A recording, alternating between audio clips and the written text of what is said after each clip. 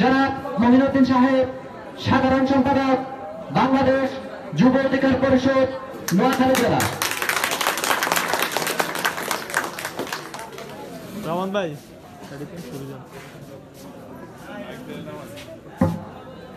আসসালামু আলাইকুম ওয়া রাহমাতুল্লাহি ওয়া বারাকাতুহু।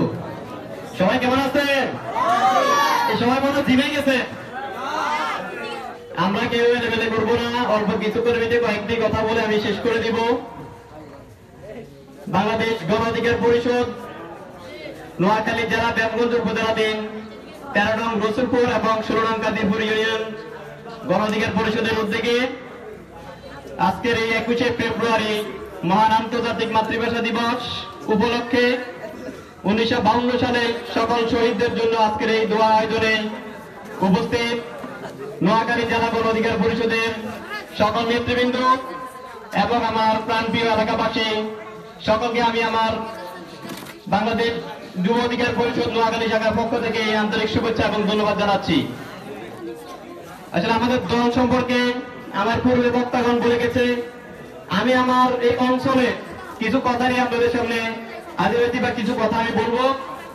বিগত দিনে 16 বছর আমরা প্যাসিস্ট হাসিনা রাজনীতি দেখেছি, তার শাসনের নামে শোষণ দেখেছি। আমরা এখানে যারা আছি বিগত 15-16 বছরে কেউ কি ভোট কেন্দ্রে গিয়ে ভোট দিতে পেরেছি? আমরা কেউ ভোট দিতে পারি নাই। আমরা ভোট দিতে যাই, আমাদেরকে বলে আপনার ভোট তো হয়ে গেছে। দিনের ভোট রাতে করার যে প্রচলন শুরু করে দিয়েছে 24-এর এই কোটা আন্দোলন থেকে সেই আমরা রাতের ভোটকে কবর রচনা করেছি। আমরা কি চাই আবার পুনরায় সেই রচনা হোক রাতের ভোটের? আমরা যে যে দল করি না কেন আমরা সবাই ঐক্যবদ্ধ। আমরা আর পূর্বে সেই 16 বছরের কালো অধ্যায় আমরা আর ফিরে আসতে চাই না, আমরা এমন কেউ আসতে দিব না। কি বলেন সবাই? আগেকার আমাদের দেখেছি বিগত দিনে বিগত 16 বছরে যে থানা থেকে চেয়ারম্যান নির্বাচন হয়ে যায়, ওই চেয়ারম্যানের আন্ডারে প্যানেলে যারা থাকে তারা মেম্বার হয়ে যায়, আমাদের জনগণের কোনো মূল্যই ছিল না। আগামী দিনে কি আমরা সেই পদ্ধতি আবার চাই? আমার এলাকার জনগণে এই জনগণের নেতৃত্ব কে দিবে সেটা আমার এলাকার জনগণের নির্বাচন করবে। আগামী দিনে এমন কোন শক্তি, এমন কোন দলের পাওয়ার চলবে না যে যাদের থানা থেকে নির্ধারণ হয়ে যাবে, উপরের মহলের এমপি থেকে নির্ধারণ হয়ে যাবে অমুকের চেয়ারম্যান হয়ে গেছে, অমুকের মেম্বার হয়ে গেছে। আমরা সবাইকে এই বিষয়ে ঐক্যবদ্ধ থাকতে পারবো? যে যোগ্য, যে শিক্ষিত, যে আমার ইউনিয়নের প্রতি আন্তরিকতা আছে, যে আমার উপজেলার প্রতি আন্তরিকতা আছে, আমরা চাই আগামী দিনে সেই নেতৃত্ব আসবে। সে কি দল করে, সে কি করে, আমরা এসব চিন্তা না করে যে জনগণের জন্য কাজ করবে, আমাদের মানুষের ম্যান্ডেট বুঝবে, আমার শ্রমজীবী মানুষের ম্যান্ডেট বুঝবে, আমার কৃষক ভাইদের ম্যান্ডেট বুঝবে, আমার শিক্ষিত শ্রেণী কি চাই সেই ম্যান্ডেট বুঝবে, এমন দলের লোককে আমরা নির্বাচিত করবো, সে যে দলেরা করুক। ইনশাআল্লাহ আমরা গণ অধিকার পরিষদ অতীতে নাই আমরা ঐক্যবদ্ধ আছি। সকল প্যাসিস্টের বিরুদ্ধে আমরা যেভাবে কথা বলছি, আমরা আমিত্র আমাদের সেই লড়াই সংগ্রাম আমরা চালিয়ে যাব। এই দেশ থেকে যেভাবে খুনি হাসিনাকে আমরা বিতাড়িত করেছি, আগামীতেও কোন স্বৈরাচারকে আমরা এই দেশে কখনো আমরা আবার সংগঠিত হতে দিব না।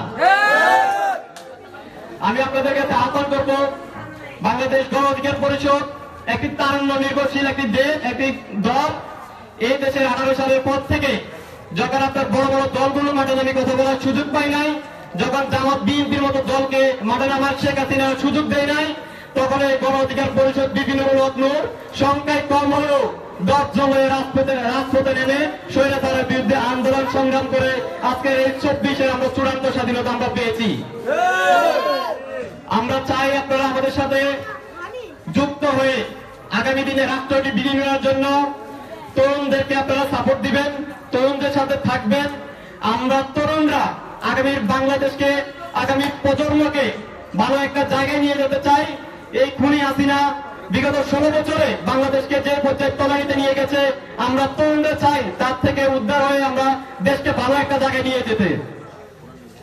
আমার এই অঞ্চলে যারা আমার সহপাঠী যারা আছেন, আমার অনেক শুভাকাঙ্ক্ষী বাইরে আছেন, আমার এখানে বাজারে চেম্বার আছে, আপনারা আমার সাথে যোগাযোগ করতে পারেন। যারা আমাদের দলের সাথে কাজ করতে চান, আগ্রহ আছেন, আমাদের থেকে আমাদের ফর্ম পূরণ করতে পারেন, আমাদের দলের সাথে থাকতে পারেন। আমাদের দলে কোনো চাঁদাবাজ নাই, আমাদের দলে কোনো ইফতিজার নাই, আমাদের দলে কোনো খারাপ মানুষ নাই। আপনারা দেশ সংস্কারের জন্য, দেশের জন্য যদি কাজ করতে হয় আমাদের গণ অধিকার পরিষদের সাথে যুক্ত হতে পারেন।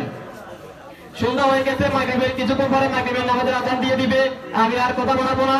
আমার জেলা থেকে যেসব নেতৃবৃন্দ আছেন আপনাদের প্রতি কৃতজ্ঞ। আমার ইউনিয়নের কাদিরপুর এবং রসুলপুর ইউনিয়ন থেকে আমার সহযোদ্ধা যারা আছেন সবার প্রতি আমি কৃতজ্ঞতা এবং ধন্যবাদ জানাচ্ছি। আল্লাহ হাফেজ সকলকে। আসসালামু আলাইকুম ওয়া রাহমাতুল্লাহি ওয়া বারাকাতুহু। আপনাদের জন্য কিছু খবরের ব্যবস্থা আছে, একটু ধন্যবাদ।